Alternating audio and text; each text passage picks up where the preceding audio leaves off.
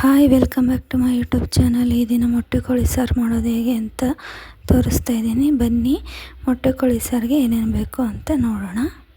4 ಈರುಳ್ಳಿ, ಸ್ವಲ್ಪ ಕೊತ್ತಂಬರಿ, ಸ್ವಲ್ಪ ಪುದೀನ, 1 ಇಂಚು ಚಕ್ಕೆ, 4 ಲವಂಗ, ಸ್ವಲ್ಪ ಗಸಗಸೆ, ಆನಂತರ 3ರಿಂದ 4 ಗೆಡ್ಡೆ ಬೆಳ್ಳುಳ್ಳಿ, 1 ಇಂಚು ಶುಂಠಿ, ಸ್ವಲ್ಪ ಕಾಯಿ ತುರಿ ತೊಗೊಂಡಿದ್ದೀನಿ. ಈಗ ಇದನ್ನು ಮಿಕ್ಸಿಗೆ ಹಾಕಿ ರುಬ್ಕೋತಾ ಇದ್ದೀನಿ.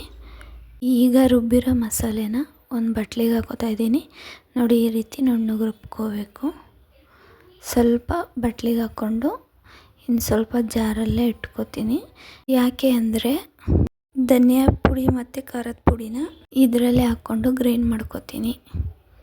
ಇಲ್ಲಿ 4 ಸ್ಪೂನ್ ಧನಿಯಾ ಪುಡಿ, 2 ಸ್ಪೂನ್ ಖಾರದ ಪುಡಿ ತೊಗೊಂಡಿದ್ದೀನಿ. ಈಗ ಇದನ್ನು ಮಿಕ್ಸಿಗೆ ಹಾಕ್ಕೊಂಡು ಗ್ರೈಂಡ್ ಮಾಡ್ಕೋತೀನಿ.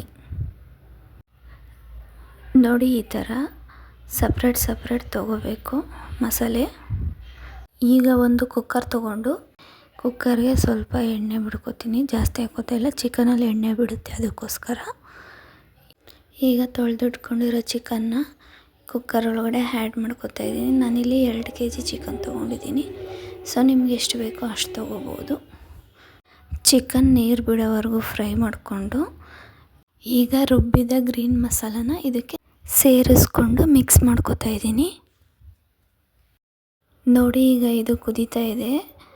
ಈಗ ಇದಕ್ಕೆ ಧನಿಯಾ ಪುಡಿ, ಖಾರದ ಪುಡಿ ಆಗಲೇ ರುಬ್ಕೊಂಡಿದ್ವಲ್ಲ, ಅದನ್ನು ಇವಾಗ ಹಾಕ್ಕೊಂಡು ನೀಟಾಗಿ ಮಿಕ್ಸ್ ಮಾಡ್ಕೋಬೇಕು.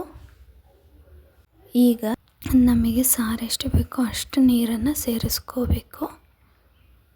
ಆನಂತರ ರುಚಿಗೆ ತಕ್ಕಷ್ಟು ಉಪ್ಪನ್ನು ಸೇರಿಸ್ಕೊಂಡು ಈಗ ಲಾಸ್ಟಲ್ಲಿ ಮೊಟ್ಟೆ ಹಾಕ್ಕೋತಾ ಇದ್ದೀನಿ.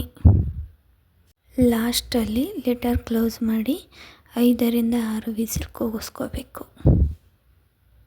ಸೊ ಈ ವಿಡಿಯೋ ಇಷ್ಟವಾಗಿದ್ದಲ್ಲಿ ಲೈಕ್ ಮಾಡಿ, ಶೇರ್ ಮಾಡಿ, ಕಮೆಂಟ್ ಮಾಡಿ.